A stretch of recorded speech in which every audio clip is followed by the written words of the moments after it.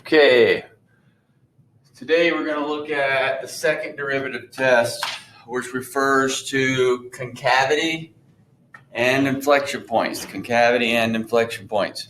Now, with that, we've done the first derivative or worked with the first derivative. So one of the things to remember would be the first derivative deals with increasing, decreasing min and max values. So let's think of a graph here.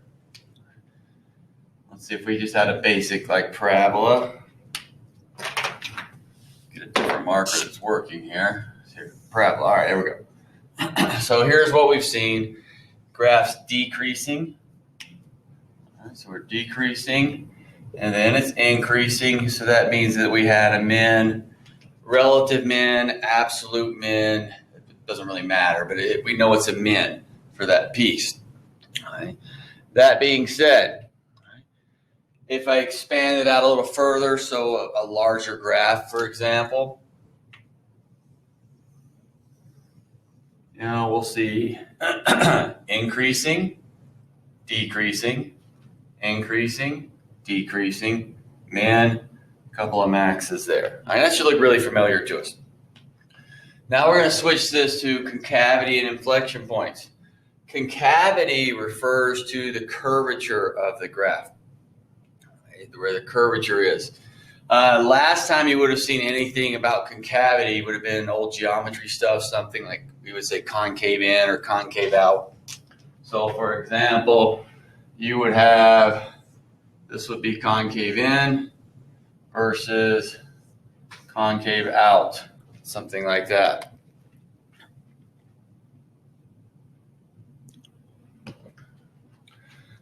So when we're thinking about a graph as far as curvature, if I looked back at this parabola here, we would say that this is concave up. Not concave, concave. You see that's concave up because it's curving up. Right? We're looking at something that's curving up and makes it concave up.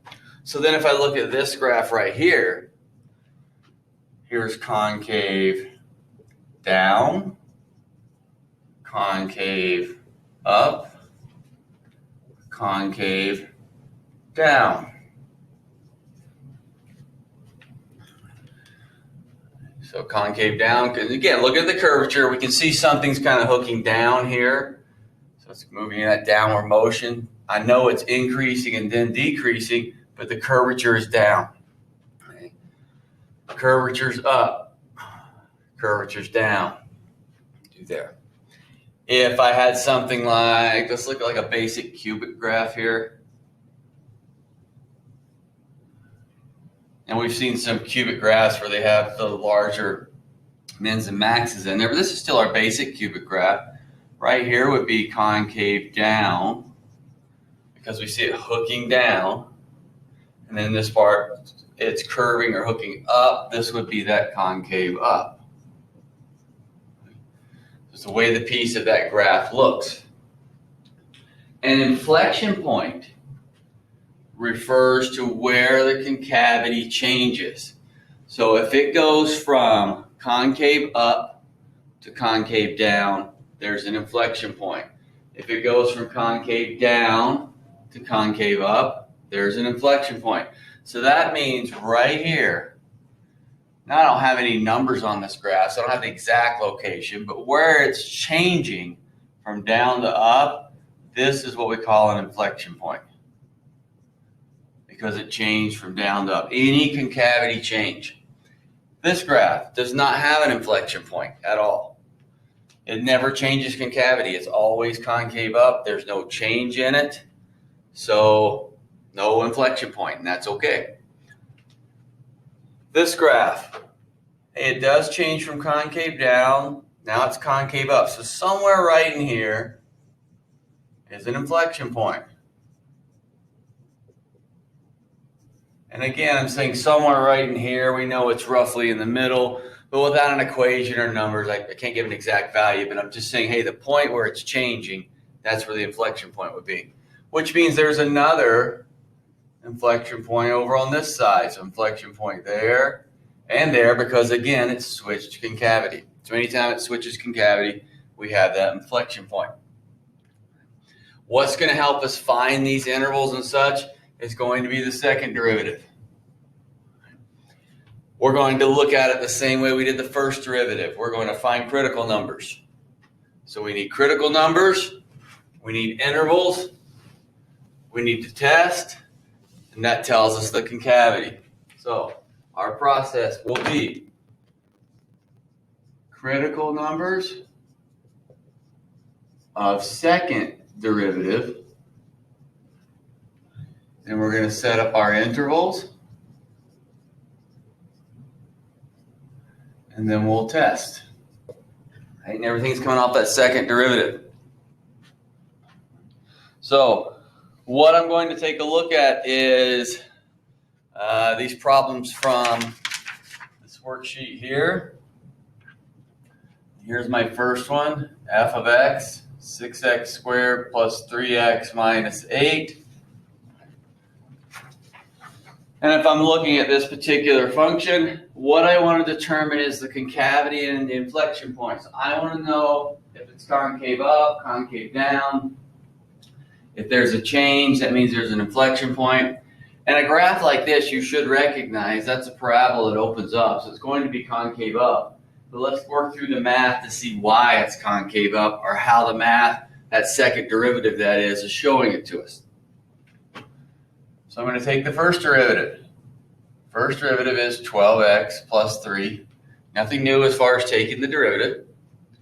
Now I need the critical numbers, again, of the second derivative for concavity and inflection points.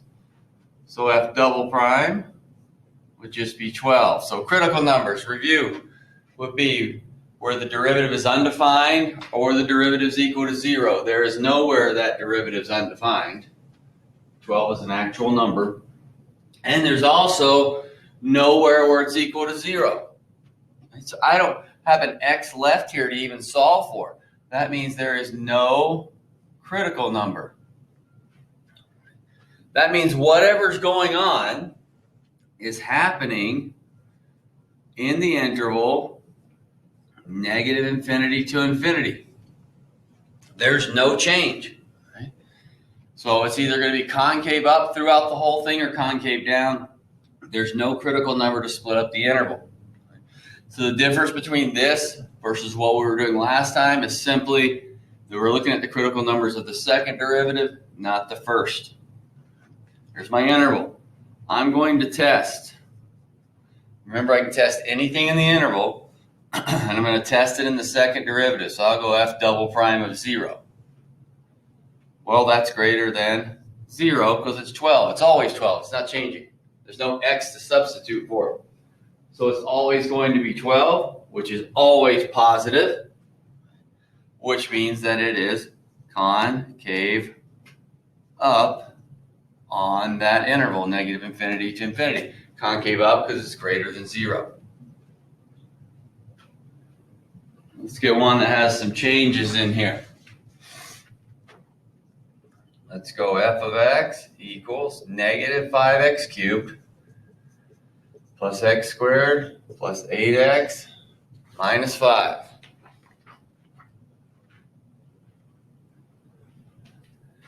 I need the critical numbers of the second derivative. So I'm going to go through first derivative. It would be negative 15x squared plus 2x plus 8. There's the first derivative. And then the second derivative, negative 30x plus 2. So, normal derivatives, nothing new there. Now we're going to have some critical numbers this time. So I'm thinking about where that derivative is undefined, and that derivative is not undefined anywhere. All right. Next thing I'm going to look at would be where it's equal to 0. All right, so here's my second derivative. If I set that equal to 0, negative 30x plus 2. Let's see, move that 2 over. X would be 1/15. So there's my critical number. So remember, the critical numbers are what separates the interval. I only have one critical number at x equals 1/15. So then I go set up my interval, or intervals. I'm going to have negative infinity to 1/15, and I'm going to have 1/15 to infinity. There's my interval set up, split up by the critical number. Now I'm going to test. Now remember, we're talking about concavity and inflection points. We're looking for concavity, concave up, concave down. So this means when I test in the interval, I am testing in the second derivative. So f double prime of, I'll use 0, and f double prime of 10. Remember, I just need anything in the interval. So I picked 0 and 10. I look back here. If I substitute 0, I actually get 2, so that's positive, greater than 0. If I substitute 10, that's going to be a negative. So now in this first interval, it is concave up. In the second interval, it's concave down, because I had a positive and a negative. That means that this time there is an inflection point. So there is an inflection point right there at, I'm going to say inflection point at x equals 1/15. And if we needed the y value, we could substitute back into the original and get the y value. But I know there's an inflection point there simply because the derivative changed. Or excuse me, the concavity changed.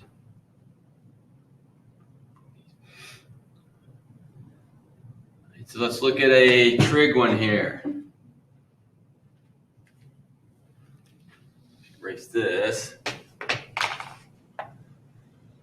Or a third one. F of x equals sine x plus cosine x. And when we have trig ones, typically we have that restricted domain. So we're going to be 0 to 2 pi.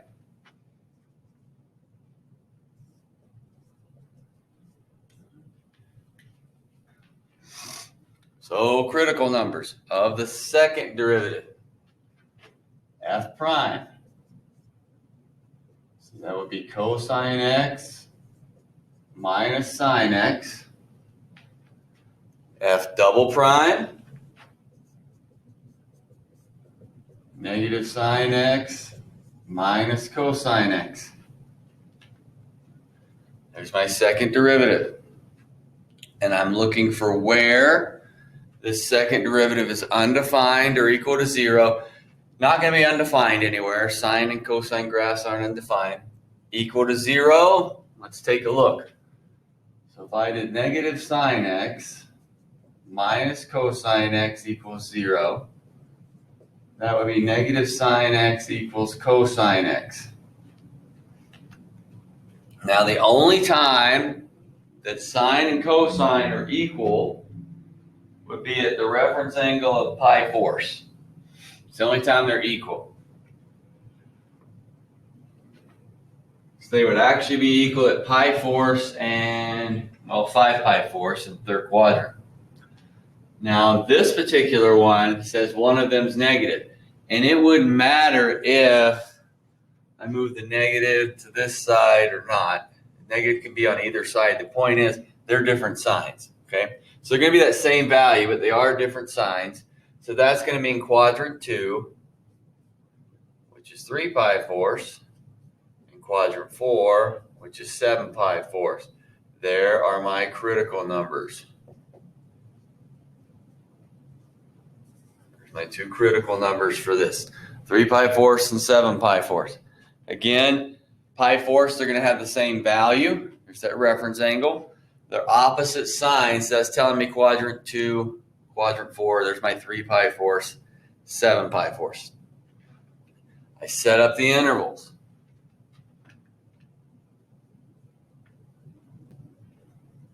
Intervals 0 to 3 pi fourths, 3 pi fourths to 7 pi fourths, and 7 pi fourths to 2 pi.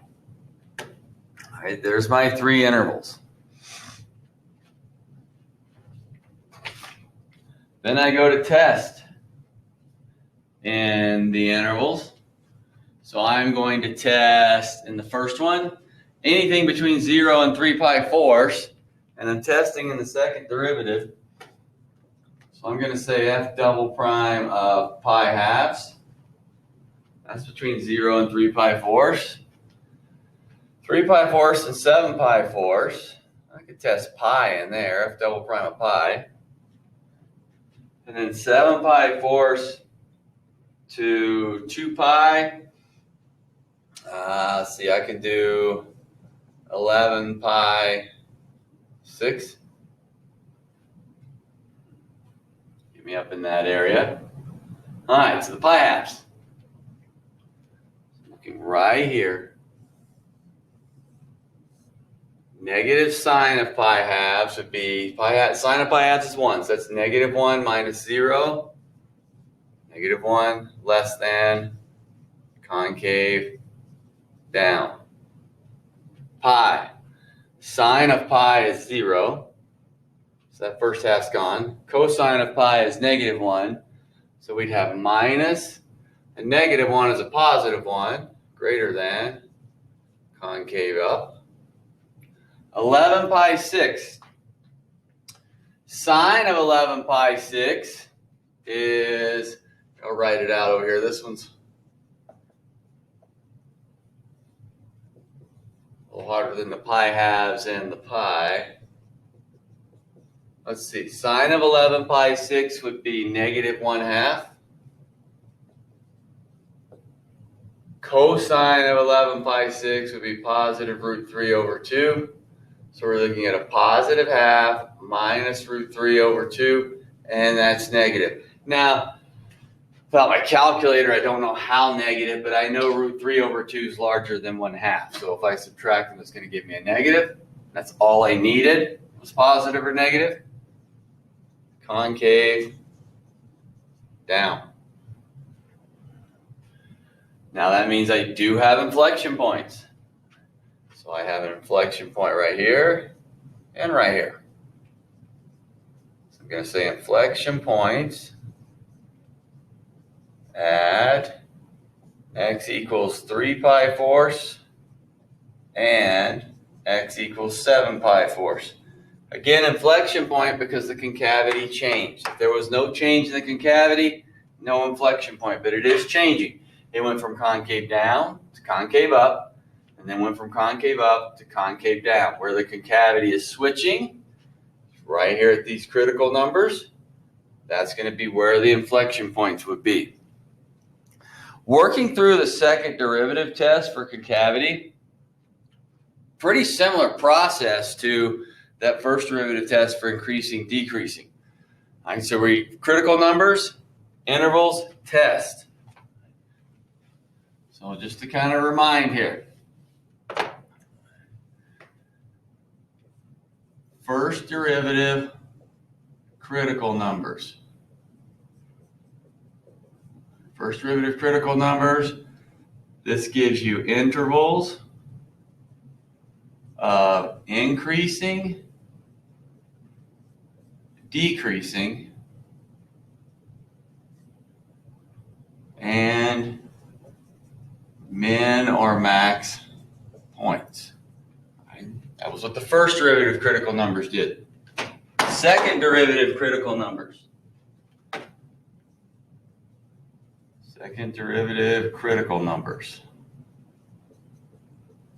Second derivative critical numbers give you concavity, meaning it's either concave up or down, and inflection points.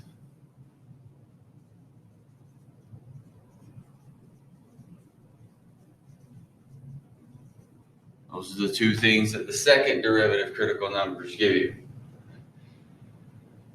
So how do we find a derivative? That's not new. Same old derivative rules. How do we find a critical number? That's not new. where it's equal to 0, the derivative is equal to 0 or undefined. Which critical numbers are we talking about? Well, it really depends. Are we asked about increasing, decreasing, or are we asked about concavity and inflection points? Depends on what we're asked for. That tells us which critical numbers we are using. From that, we can run our test values and get those intervals there.